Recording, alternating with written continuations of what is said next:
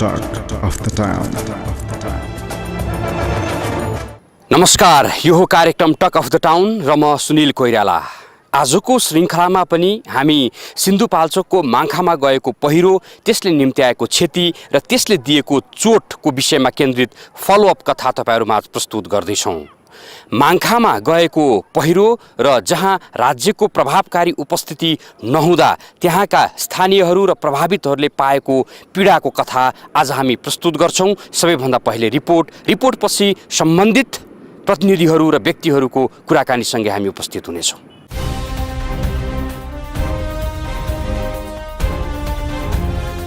साउन 17 गते सिन्धुपाल्चोकको जुरेमा खसेको पहिरो अप्रत्याशित भन्दा पनि सम्भावित थियो। यो भन्दा पहिला पनि पहिरो जाने गरेको र केही भाग चर्किएकाले माङ्खा र राम्चेका बस्तीहरू जोखिममा रहेको स्थानीयहरू बताउँछन्।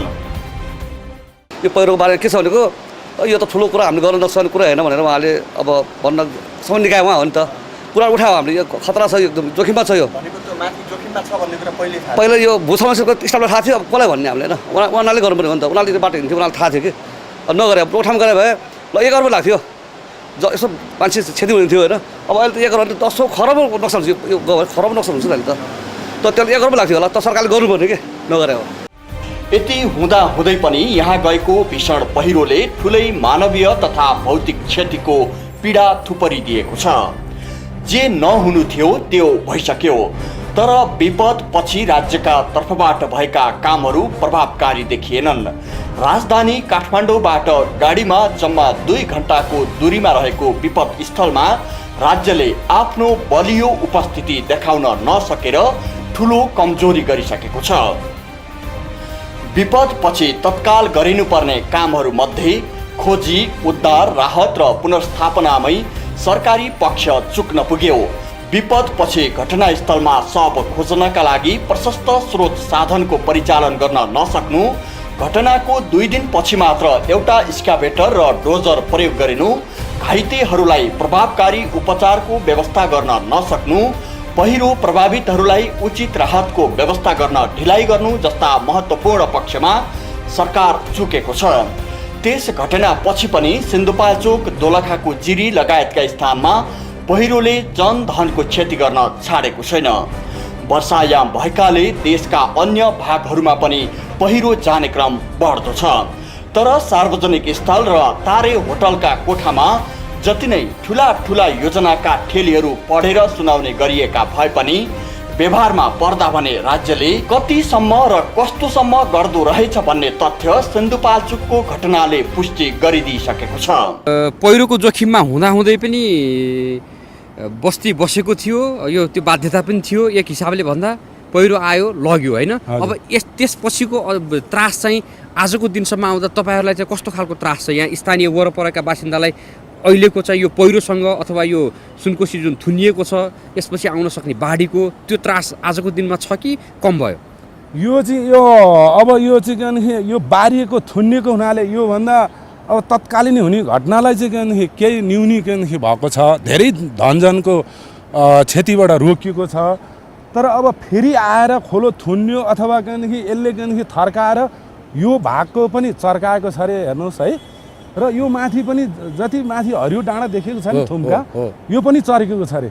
यो आयो र अब यो दुईपट्टिको आयो भने यहाँ यो हामीलाई चाहिँ अब कुन बेला हामीलाई पनि खसाल्छ। यसले त थर्काएर यो भागहरू सबै तल खसाल्छ। हेर्नुहोस्, हामी राति भागेको थियौँ यता निस्केर, हेर्नुहोस् अब यसको थर्काइले अब हामीलाई नि खसाल्छ भनेर सायद यतापट्टिको मान्छेहरूले त त्यति सुनेनछन्। उही भुइँचालो गयो भन्ने भान परेछ। हेर्नु, अब यसलाई चाहिँ सहज बनाउनको लागि, सामान्य बनाउनको लागि पहिला जस्तै तपाईँहरू ढुक्क भएर बस्न सक्ने तलका मान्छे यता माथिका बस्तीहरू चाहिँ के भयो भने हुन सक्ला? तपाईँहरूले यो गाउँमा तपाईँहरू जस्तो बुवाहरू आफू छलफल त गर्नुभयो होला।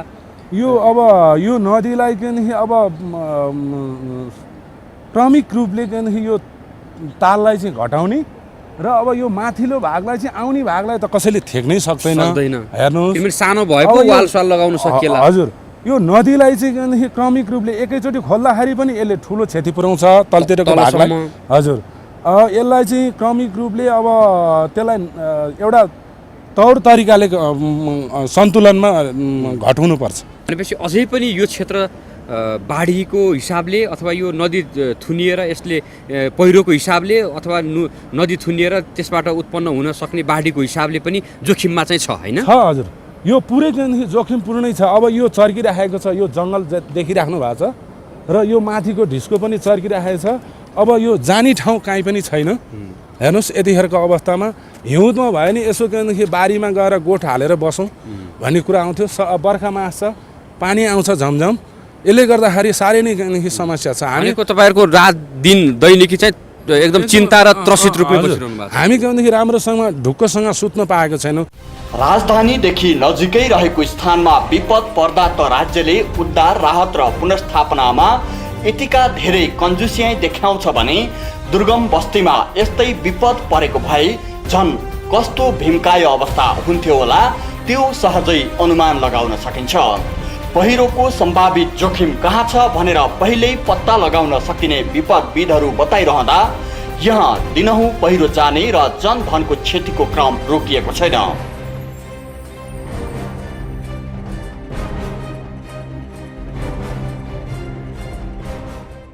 रातो र हरियो पहेँलो रङ लगाएर पानी परेको डेटाको आधारमा आज यो ठाउँ खतरनाक छ भनेर तपाईँको रियल टाइम भनेको अहिले भइरहेकै बेलामा हामी भनिदिन सक्छौँ।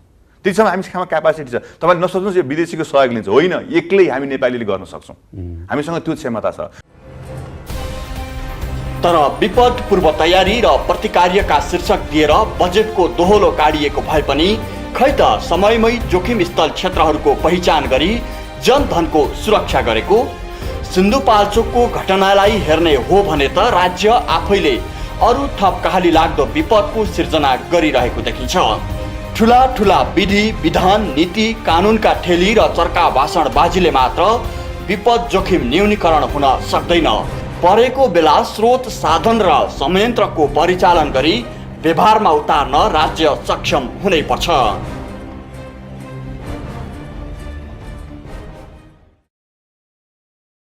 यो रिपोर्टपछि अब हामी सिन्धुपाल्चोक क्षेत्र नम्बर 2 लाई प्रतिनिधित्व गर्ने सभासद एकीकृत नेकपा माओवादीका सभासद एवं नेता अग्नि सापकोटाज्यूसँग यही विषयमा कुराकानी गर्नेछौँ। राज्य संयन्त्रको पहिरो पछिको उद्धार राहत खोजी कार्य पुनर्स्थापना पुनर्निर्माणको क्रममा उसले देखाएको सक्रियता चाहिँ तपाईँलाई कस्तो लाग्दैछ र प्रमुख प्रतिपक्षीय नाताले र एउटा प्रमुख दलको नाताले तपाईहरूले चाहिँ के भूमिका खेल्दै हुनुहुन्छ भन्ने प्रश्नका साथ उहाँसँगको संवाद अब हामी प्रस्तुत गर्छौँ। यहाँलाई कार्यक्रममा हार्दिक स्वागत छ। धन्यवाद।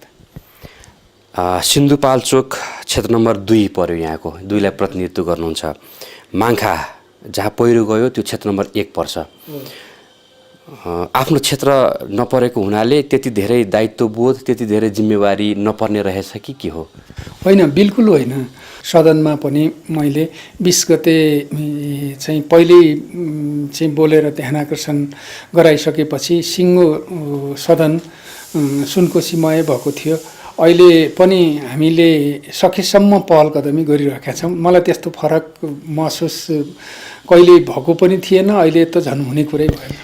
काठमाडौँबाट यति नजिक रहेर पनि राजधानीबाट खोजी कार्य उद्धार कार्य त्यसपछि राहत वितरण कार्य पुनर्स्थापित गर्ने कार्य जुन प्रक्रिया हुन्छ नि विपद पछिका प्रक्रियाहरू त्यसमा एकदमै चुकिरहेको देखिरहेका छौँ। अहिलेको यो करिब घटना पछिको यत्रो लामो समय बितिसक्दा पनि किन यसो भयो?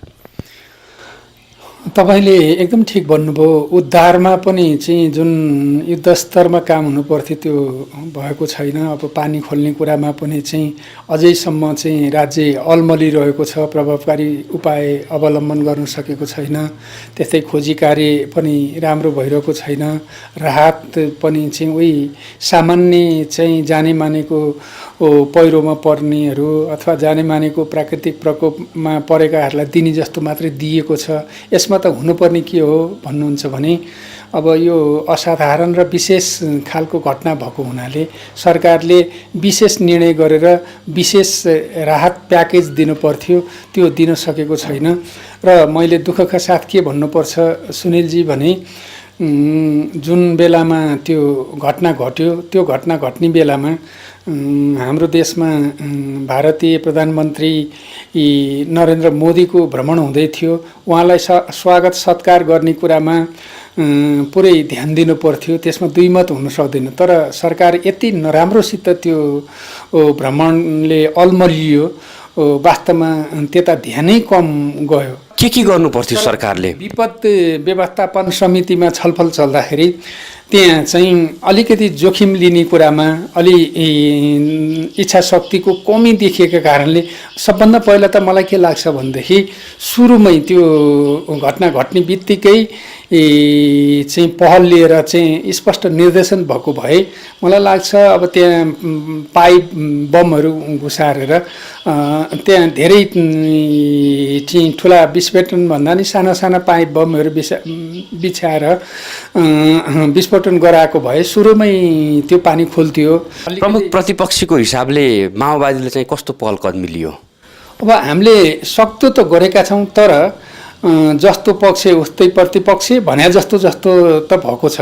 अहिले अब आजकै दिनबाट चाहिँ कसरी सम्बोधन गर्न सकिन्छ, सक्नुपर्छ र त्यतातर्फको दबाब तपाईँहरूले सिर्जना गर्न सक्नुहुन्छ?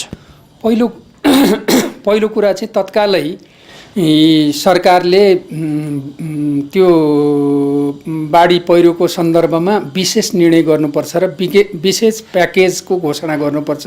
पहिलाको जस्तो त्यो सामान्य बाढी पहिरोमा परेकाहरूलाई चाहिँ दिएको 40,000 5,000को कुराले हुँदैन, नम्बर 1 कुरा। नम्बर 2 कुरा, अब त्यहाँ खोजी कार्यलाई पनि तीव्रता दिनुपर्छ। त्यसको साथसाथै जो सबभन्दा संवेदनशील मैले के देखेँ अस्ति पनि गएर आउँदाखेरि भने त्यहाँ बाबुआमा सबै चाहिँ मरेका टुहुरा बालबालिकाको चाहिँ असाध्य दर्दनाक स्थिति छ।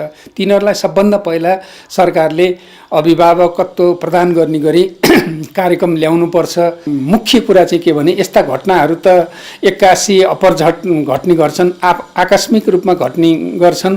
जब नयाँ घटना घट्छ, नयाँ निर्णय लिइसकेपछि सरकारले गर्ने निर्णय नै त्यो नीति हुन्छ, त्यो कानुन सरह हुन्छ। त्यसकारण सरकारले निर्णय लिने कुरामा पनि उसले तदारुकता देखाएको छैन। अब महामारीको ठुलो चाहिँ खतरा त्यहाँ पैदा भएको छ। अब सरकारले त भनिदियो खोलाको पानी नखानु भनेर, अरू पानी छैन। अब कि त मर्न पर्यो कि खोलाकै पानी खानु पर्यो, यस्तो खालको विडम्बनापूर्ण स्थिति त्यहाँ छ। त्यसकारण तपाईहरु चाँडोभन्दा चाँडो क्याबिनेटको बैठक बसेर यो घटनालाई विशेष घटनाको रूपमा परिभाषित गर्दै विशेष निर्णय गर्नुपर्छ र प्याकेजमा चाहिँ राहतको पनि घोषणा गर्नुपर्छ। त्यसै अनुसार आफ्ना सबै संयन्त्रहरूलाई उचित संयोजन गर्दै परिचालन गर्नुपर्छ। मलाई अब सरकारले तत्काल गर्नुपर्ने काम के लाग्छ भने उद्धारमा चाहिँ प्रभावकारी उपाय अवलम्बन गर्ने कुरा त छँदैछ, खोजी कार्यमा पनि चाहिँ तदारुकता दिनुपर्छ। त्यसै गरी चाहिँ अघि नै मैले भने ती बच्चाहरू टुहुरा भएका छन्, तिनीहरूलाई अभिभावकत्व प्रदान गर्ने कुरा पनि छ। त्यसको साथसाथै अब फेरि त्यहाँको जनजीवनलाई सामान्य बनाउनका लागि सबभन्दा पहिला वैकल्पिक बाटो खोल्नुपर्छ। वैकल्पिक बाटो आवश्यक छ। अरू वैकल्पिक बाटो अब विद्युतलाई सुचारू गर्नु पर्यो, अनि त्यसपछि गएर टेलिफोन, जसले गर्दा पनि हामीलाई चाहिँ यो खबर आदान प्रदान गर्न पनि असुविधा भइरहेको छ। त्यसका अतिरिक्त चाहिँ अहिले अब जो चाहिँ घरबार विहीन भएका छन् नि, तिनीहरूलाई चाहिँ अस्थायी बसोबासको व्यवस्था गर्नुपर्छ। र त्यसका साथसाथै अब त्यहाँ चाहिँ अहिले चाहिँ खाद्यान्नकै अभाव भएको छ। प्रमुख प्रतिपक्षीय हिसाबले खालि प्रतिपक्षको मात्र भूमिका निर्वाह गर्ने अथवा यसलाई नै राजनीतिकरण गरिदिने, राजनीतिक विषय बनाइदिने अथवा विरोधका लागि विरोध गरिदिने मात्रै भूमिका माओवादीले निर्वाह गर्छ, या अबको दिनमा चाहिँ यसलाई साँच्चै राष्ट्रको सङ्कट हो भनेर सरकारलाई पनि सहयोग गर्ने अथवा सुझाव दिने अथवा आउनुहोस् हामी पनि सँगसँगै जान्छौँ यस्तो विपत्तिमा भन्ने खालको भूमिका माओवादीले खेल्छ? तपाईँले असाध्य चाहिँ मार्मिक संवेदनशील प्रश्न गर्नुभयो। अहिले यतिखेर हाम्रो दिल दिमागमा कुनै यस्तो कल्पना छैन कि यसमा चाहिँ अब सरकारको विरोध मात्रै गरौँ। हामीले आफ्नो तर्फबाट पनि के गर्न सकिन्छ त्यो गर्ने कुरामा रचनात्मक हिसाबले पहल कदमी लिने कुरामा चाहिँ गम्भीरतापूर्वक सोचिरहेका छौँ। तर फेरि पनि म तपाईँलाई जोड दिएर स्मरण गराउन चाहन्छु कि राज्यको स्रोत साधन शक्तिले सम्पन्न त राज्य नै छ, सरकार छ। सरकारले नै चाहिँ चाहिँ पहल कदमी लिनुपर्छ। त्यसकारण यसको असर गम्भीर रूपमा परेको छ। सरकारको पहल कदमी सरकारको जस्तै छैन। सरकारको पहल कदमी सरकारको जस्तै नभएको अवस्थामा र भोलिको दिनमा पनि यस्तै रह्यो भने चाहिँ तपाईँहरू के गर्नुहुन्छ? हामी छलफल गरेर एउटा निष्कर्षमा पुगेर अहिले भएको चाहिँ एउटा उदासीनता अकर्मण्यता जुन सरकारी तर्फबाट देखिएको छ र त्यहाँ उद्धार राहत पुनर्स्थापनामा चाहिँ जुन कमी देखेको छ त्यो पुरा गर्न पहल कदमी लिन्छ। हस्, धेरै धन्यवाद। मेरो पनि धन्यवाद। घनश्यामजी, भूकम्प भनेको के हो तपाईँलाई थाहा छ? घर भरेर भत्किन्छ मान्छे म जब मान्छेले थिच्दाखेरि त यस्तो हुन्छ भने ढलालले थिच्यो भने के होला? सुरक्षित भवन निर्माणका लागि भवन संहिताको पालना गरौँ। शहरी विकास तथा भवन निर्माण विभाग।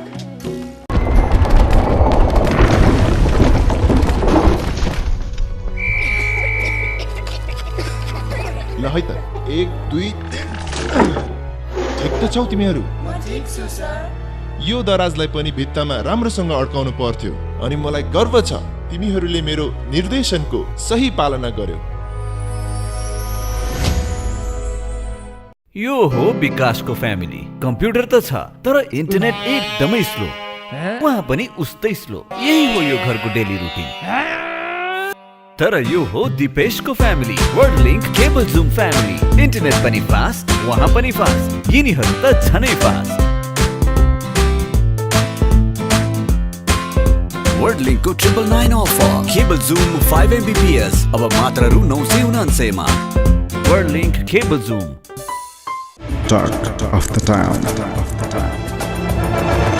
विश्रामपछि स्वागत छ। हामी कार्यक्रम टक अफ द टाउनमा आज पनि सिन्धुपाल्चोकको माङ्खामा गएको पहिरो, यसले दिएको चोट र यसले निम्ति आएको क्षतिको प्रसङ्ग जोडिरहेका छौँ। अब हामी सिन्धुपाल्चोक क्षेत्र नम्बर 1 लाई प्रतिनिधित्व गर्ने जुन दुर्घटनाग्रस्त क्षेत्र छ त्यही क्षेत्रलाई प्रतिनिधित्व गर्ने नेपाली कांग्रेसका सभासद मोहनबहादुर बस्नेतज्यूसँग कुराकानी गर्दैछौँ। साँच्चै नेपाली कांग्रेसकै सरकार रहँदा उहाँको प्रतिनिधित्व त्यस क्षेत्रबाट रहँदा त्यहाँका स्थानीय जो पीडित र प्रभावित छन् उनीहरूले चाहिँ कति राहत पाएका छन्, कति न्याय पाएका छन्, यस विषयमा उहाँसँग गरिएको कुराकानी अब हामी प्रस्तुत गर्छौँ। कार्यक्रम टक अफ द टाउनमा यहाँलाई हार्दिक स्वागत छ। धन्यवाद। माङ्खामा पहिरो गइसकेपछि त्यहाँका स्थानीयहरू जसरी प्रभावित भए अथवा पीडित भए, यत्रो समय बितिसक्यो, राज्यको एउटा दोहोरो उपस्थिति देखिएन भन्ने खालका प्रश्नहरू आइराखेका छन्। हामी त्यहाँ स्थलगत रूपमा पुगेर फर्किँदा पनि साँच्चै उनीहरूलाई चाहिँ राज्यको अनुभूति, राज्यको प्रत्याभूति नभएको हो कि जस्तो देखिएको छ।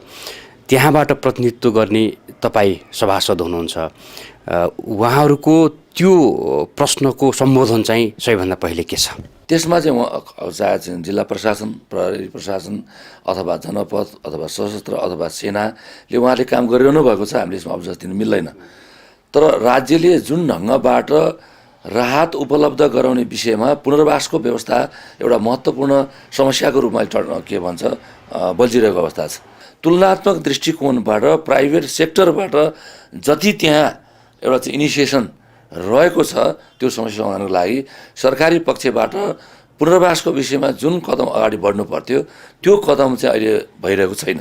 र यसमा यहाँनिर रोके यो सरकारी संयन्त्रबाट पुनर्वासको लागि काम भएको छैन यहाँले भनिसक्नुभयो। त्योभन्दा अगाडि म त खोजी कार्यमा सरकारले प्रभावकारी कदम चाल्यो, उद्धारमा चाल्यो, राहत वितरणमा चालेको छैन। पुनर्वास त अझै चौथो फेजमा आयो, खोजीमै चाल्ने। किनभने हामीले 30-33 जनाको मात्र शव प्राप्त गऱ्यौँ, 156 जना मर्या छन्, घोषणा गर्नुपर्ने बाध्यकारी स्थिति आयो भनेपछि सुरुदेखि नै प्रभावकारी उपस्थिति राज्यको भएन, मान्नुहुन्छ? म तपाईँलाई यो कुरा अलिक क्लियर गर्न चाहन्छु।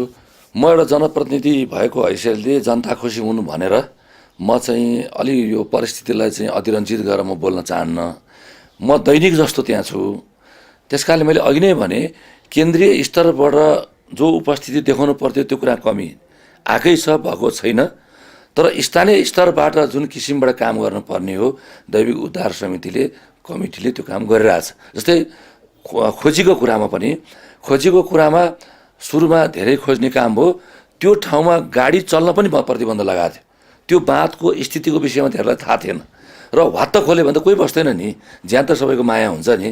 त त्यति हुँदै पनि ड्यामकै छेउमा बसेर जिल्ला प्रशासन, सेना, प्रहरी सबैले काम गरेको अवस्था हो र हामी पनि त्यो ठाउँमा पुग्यौँ। यत्रो विज्ञ, यत्रो राज्य, यत्रो संयन्त्र, यत्रो प्रशासन भारतले सपोर्ट गर्छु भनेको छ, चाइनाले सपोर्ट गर्छु भनेको छ, खोइ त हामीले त्यो इनिसिएसन त प्रधानमन्त्री स्तरबाट किन लिन सकिएन, मन्त्री गृह मन्त्रालयको स्तरबाट किन लिन सकिएन, किन सहयोग लिन सकिएन गर्छु भन्दै पनि? तपाईँले यो कुरा ठिक भन्नुभयो कि सहयोग गर्ने सङ्घ संस्थाहरू वा मुलुकले इच्छा पनि जाहेर गरिरहेको अवस्था हो र त्यसपछि आएर हामी सुरुदेखि नै भनिरहेका छौँ राज्यको उपस्थिति कुनै न कुनै ठाउँमा कमी भइरहेकै छ र त्यो अहिलेको समस्या समाधान गर्ने भनेको एउटै कुरा, नदीलाई, त्यो ड्यामलाई अहिले भएको चाहिँ मात्रामा अर्को यसको हाफ त्यसलाई बगाउन सक्नुपर्छ।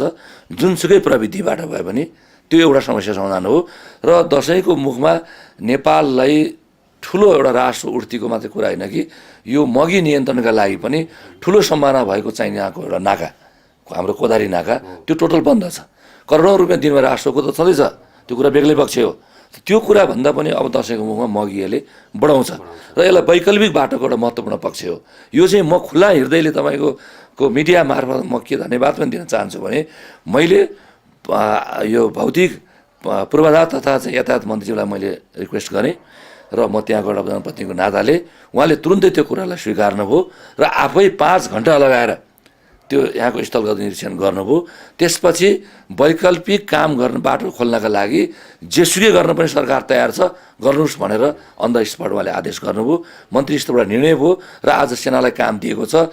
दाबी खोलामा एउटा बेली ब्रिज बन्दैछ, सुनकोशी खोलामा अर्को बेली ब्रिज बन्दैछ र यतापट्टि 2 किलोमिटर चान्चुन पुरानो ट्र्याकलाई स्तर उन्नति गर्ने र 3 किलोमिटर लगभग नयाँ ट्र्याक खोलेर चाहिँ अब भाद्रको 25 गतेसम्ममा कन्टेनरहरू सधैँ सञ्चालन गर्न सक्ने गरी बाटो खोल्ने भन्ने कुरा सहमति भएर काम सुरु भएको छ एउटा। र पानीको बहाव चाहिँ के ड्याम अब अलिकति घटिने अथवा त्यो खोलिने स्थिति भएपछि साबिकको ठाउँबाट पनि बाटो तुरुन्तै खोल्ने भएर सडक विभाग त्यहाँ पनि अलर्ट रहेको छ। सबै खाले मिटिङमा मेरो पनि उपस्थित छ।